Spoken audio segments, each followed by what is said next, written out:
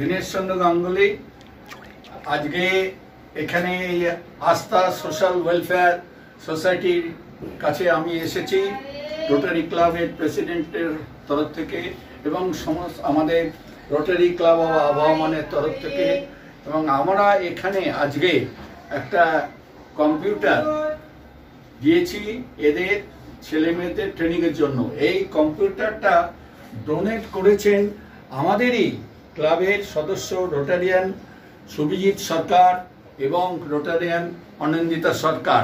তাদের দুজনে আজকে ছেলের জন্মদিন, নাতি তাদের নাতির জন্মদিন উপলক্ষে তারা এই কম্পিউটারটা ডোনেট করেছে এবং আশা করি এই কম্পিউটারটা খুব ভালোভাবে ইউটিলাইজ হবে।